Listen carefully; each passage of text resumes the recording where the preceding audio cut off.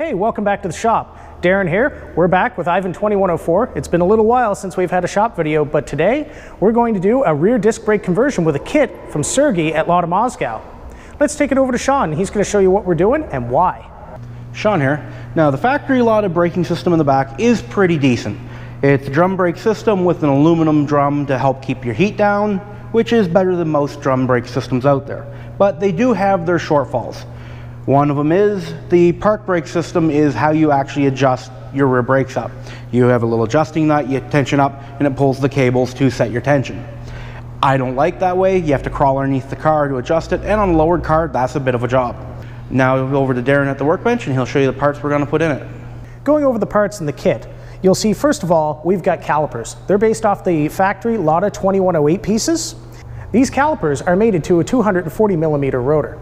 Also included in the kit is a set of turn-down axle flanges. These are exactly the same as the drum brake ones, however they have been clearanced to allow the brake rotors to fit over the flange. Additionally, we have our brackets, our spacers, and a set of Lada Sport pads. On top of this, you'll also need some various brake fittings and some other bolts and fasteners, which we'll try to give you in the description. This entire kit should be nearly a direct bolt-in and is available from Sergey over at ladamoscow.com. We have all the stock components removed from the car. We got all the brakes out, backing plates, we have the old axles, everything out, cleaned up, park brake cables gone, the whole works. Now, start putting it all back together with new pieces. First thing is get your axle ready. And with the stacking order for all this is a couple bolts to hold it. You need your caliper bracket. It's the first piece to go in.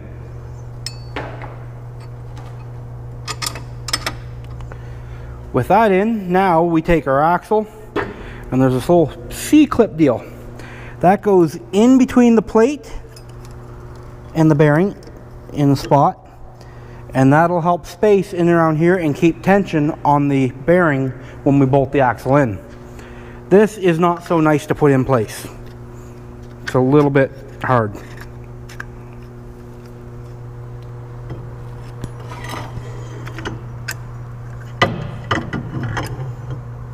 Use a pokey thing, kind of get it in place. There. Way easier than last time. Take your little washer and your nut.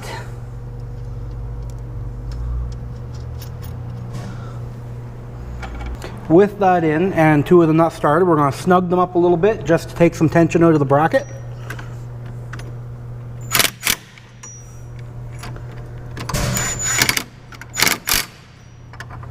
With a little bit of tension out, we'll put the other two bolts in. And the only reason we did that is so that little C-clip don't fall out of place. With the flange bolts all tightened up, everything's locked in place, we now grab the next part of the spacer, we put that on there, and then we take our rotor and we clean it up and then put it on the axle. I'm cleaning the rotor to remove all the packing oil and everything, so when we put it together it does not contaminate the brakes. Just use a bit of brake clean, spray it on, give it a wipe down, remove all the packing oil, give it a nice clean surface. Then this goes in place. Then we will use a couple of bolts that held the drum on. Line them up, thread them in, and hold the rotor in place. On this kit, you have to use the spacer, then the rotor, otherwise the rotor will hit the caliper bracket. With that all done, we now move on to the caliper bracket. Next step, take our caliper bracket, apply a little bit of anti-rattle grease on the flats where your pads will sit. Then we just put it in place. The bolts we're using are Fiat flywheel bolts. Bolts did not come with this kit. The ones you would need if you have to source some are M10 by 1.25 by 25mm long. As you can see from this, these are genuine Fiat pieces. And the nice thing is they're hardened for a flywheel, so they're really strong for the brackets. So you just bolt the bracket in. Clicky clicky. Next part to put in is our Lada Sport brake pads. As well as the caliper bracket, use the lubricant, put some on the back side, and smear it around to prevent metal on metal contact, and this will actually help prevent brake squeal and noise under braking. And they just slide in place.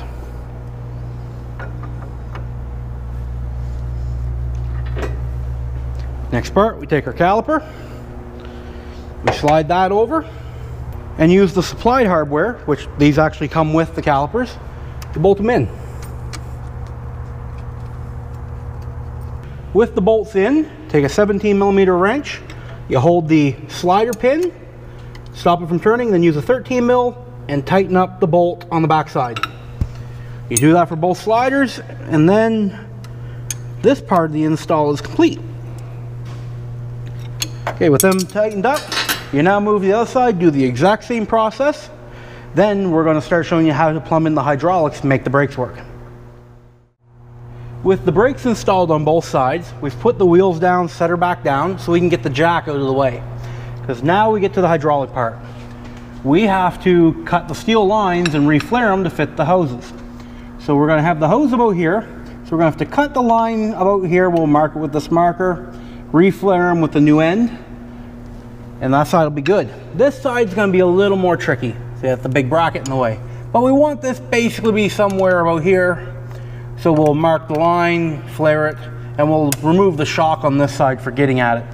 Other than that, flare it, bolt them, bleed it, and we should be good to go in the back end.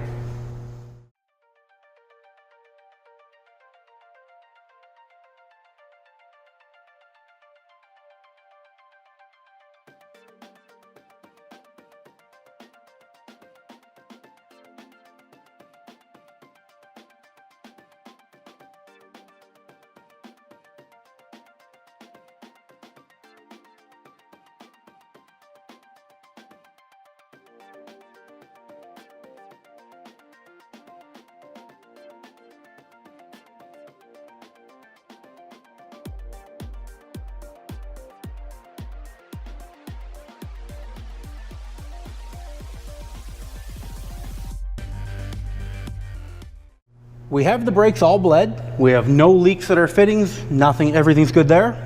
Did a pressure check, all great. Now all we have to do is install our shocks again, take her for a road test, bed in the brakes, and see how she does.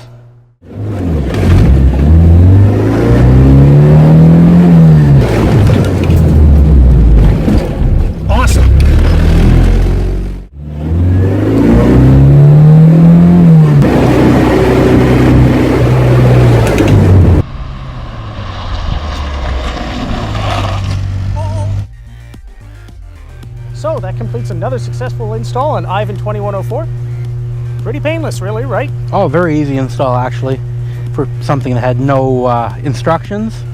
Missing some bolts. Sure. But that is what is. And it did give us a performance improvement. We measured about a 5-foot distance, or 1.5 meters, between with drum brakes and without drum brakes. And as you've seen in the test video, if you get on the brakes hard, it'll lock the back end up, and then things get fun. Yes. With the drum brakes, we couldn't lock the back brakes before, so that means we've got enough braking grip in the back. Now, next move is probably going to be in the front sometime, yeah? The front brakes need to be upgraded. We do have the other hydraulic piece to go with the backs. We already showed we can lock the back tires up. Now we just need a lever to pull and to lock them up. That's why I don't have a park brake no more. I don't want one. I'd rather have a fun brake handle instead. Yes, one note is this kit does delete your cable park brake, and then you'll have to run a hydraulic-based solution. Yep. And we've got that on the shelf. That'll be in another video. Yeah, but you can get a park brake cabled setup for the back. He sells one, that's not a problem. I just opted for without, because also with the park brake cables get in the way, we're going to put a much bigger exhaust on this, and it'll clean things up a bit. Sure. So thanks again to Sergey for helping us out and always supporting the project. Absolutely. And thanks to you, the viewer. Be sure to like, share, and subscribe, and we'll catch you guys next time. Later. Later.